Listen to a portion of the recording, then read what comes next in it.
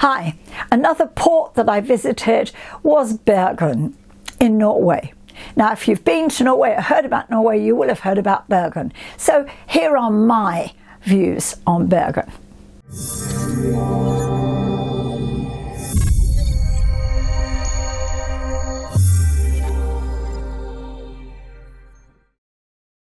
Hi, I'm Jan Obridge. I'm the cruise queen. So Bergen. Population 284,000, not very big.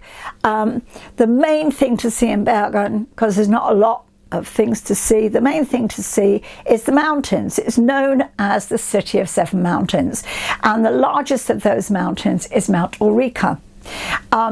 And to get to Mount Ulrika, you go up a cable car.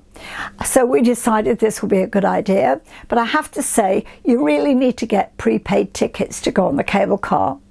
But what we did was we decided to get a bus, a hop-on, hop-off bus. I think it cost us about 40 euros, so it wasn't a cheap deal. And if it had just been the hop-on, hop-off bus, I would have been really disappointed.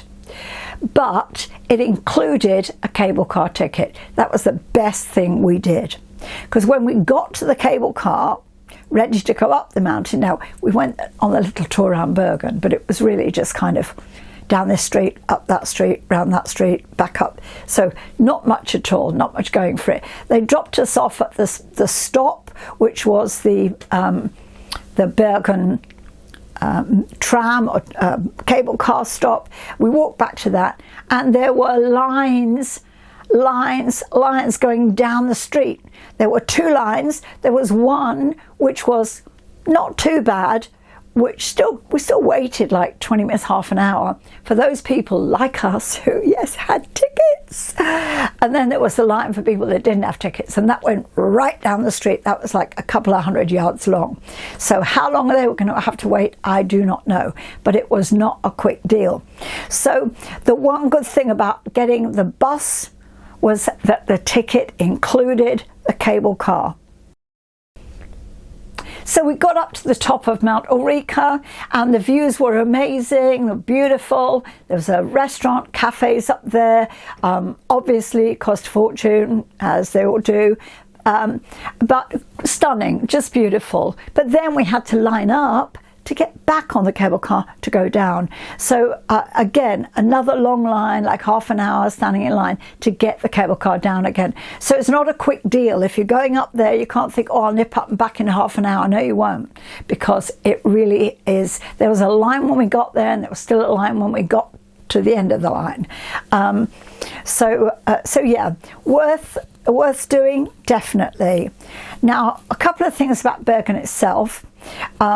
I told you it's the second largest city in Norway, I believe, but it's expensive. I mean, mega expensive. Food and drink, even in supermarkets, is a lot more money than it is in other places. I don't know why that should be, but it is. So just know we didn't go for food as such. We had a drink in the cafe at the top of the mountain, but we expected that to be expensive, because they're always expensive when they're in one of these sightseeing places. But yeah, very expensive food and drink. So think twice before you go and have lunch there.